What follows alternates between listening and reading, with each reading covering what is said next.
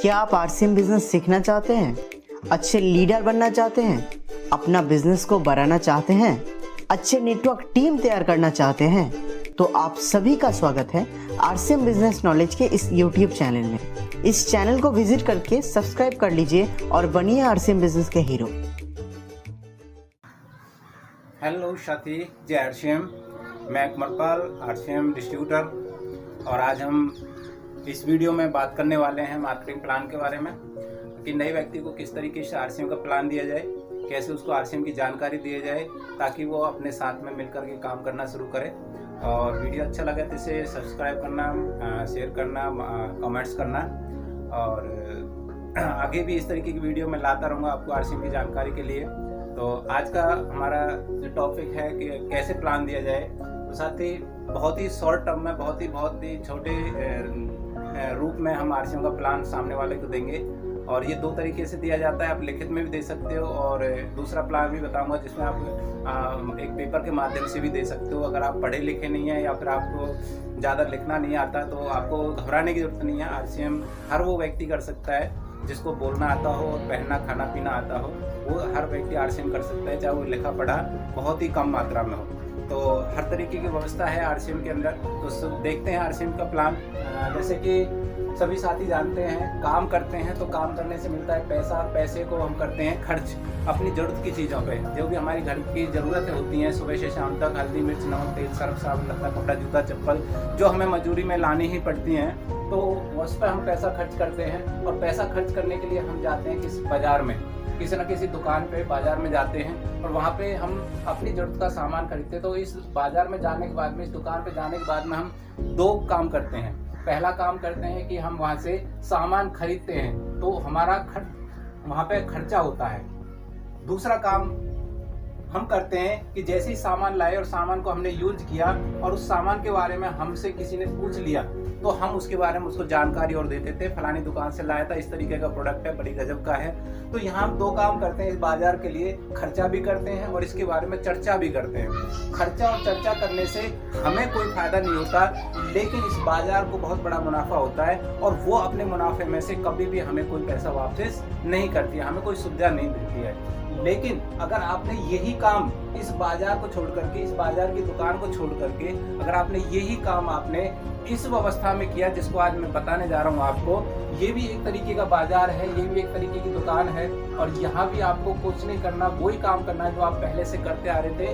कि यहाँ भी आपको खर्चा कर रहे थे तो यहाँ भी आपको खर्चा ही करना है, यहाँ भी आपको अपने घर की जरूरत का सामान लेके आना है। यहाँ जब प्रोडक्ट आपको अच्छा लगे, बढ़िया लगे, तो उसके बारे में दूसरे लोगों को बता भी देना है कि मैं यहाँ से प्रोडक्ट यूज करता हूँ और इस प्रोडक्ट के मेरे को ये फायदे हो रहे हैं। तो मात्र इस दुकान को बदल के इस दुकान को अपनाने से हमें कंपनी, यहाँ से हमें कोई मुनाफा नहीं मिलता, हमेशा जीरो रहता है। लेकिन अगर आपने इस व्यवस्था को अपनाया तो यहाँ से कंपनी हमें 10 से लेकर के 45% पैसा वापस बांटती है अपने टर्नओवर के बिजनेस वॉल्यूम का।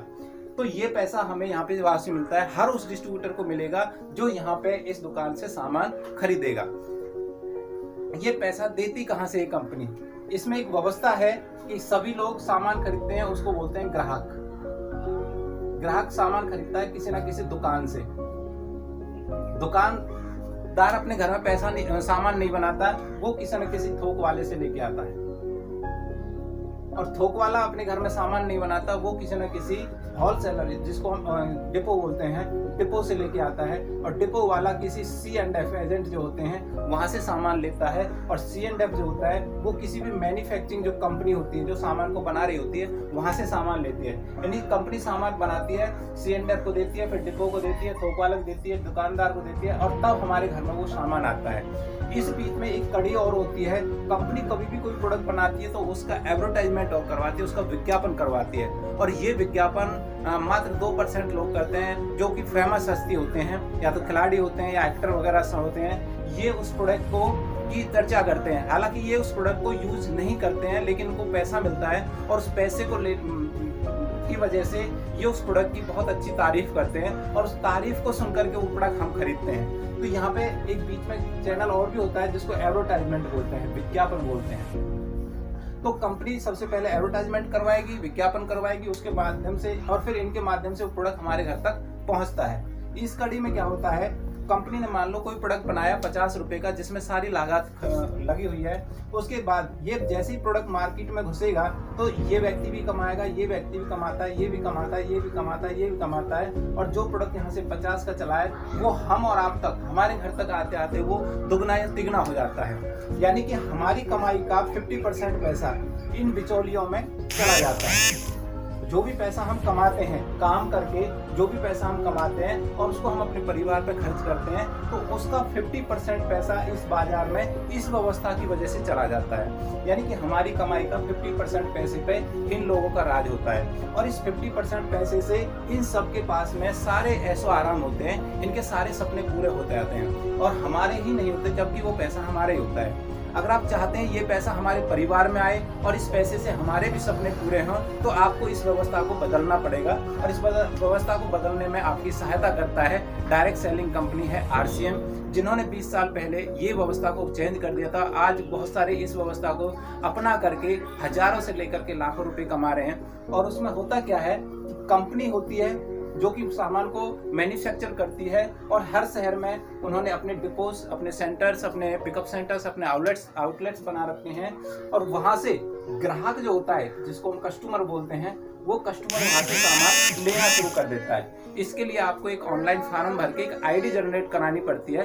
उस आईडी से आप अपने शहर में जहां भी हैं, हिंदुस्तान के किसी भी कोने में है, वहां आपको इस दुकान को ये दुकान आपको मिल जाएगी, और उस दुकान से आपको अपनी जरूरत का सामान खरीदना है। और इस जो ये 50% पैसा यहाँ जा रहा था, अब ये पैसा कंपनी के पास में बच जाता है। इस बचे हुए पैसे में से कुछ पैसा सेंटर्स वालों को दे दिया जाता है, बाकी का बचा हुआ पैसा एक व्यवस्था के माध्यम से 10 से 45% पैसा ये कंपनी डिस्ट्रीब्यूटरों में, अपना जो इसके डिस्ट्रीब्यूटर्स होते हैं उसमें बांट देती है। तो इस तरीके से मतलब यहाँ एक व्यवस्था को चेंज करके ये पैसा हमारे घर में आना शुरू हो जाता है। अब सोचना ये है कि अगर हम सामान जिंदगी भर यहाँ से खरीदते रहेंगे तो कोई पैसा आने वाला नहीं है। अगर हम इसको बदल के इस दुकान पे आ जाते हैं तो ये पैसा हमारे घर में आने का पूरा व्यवस्था बन जाती है।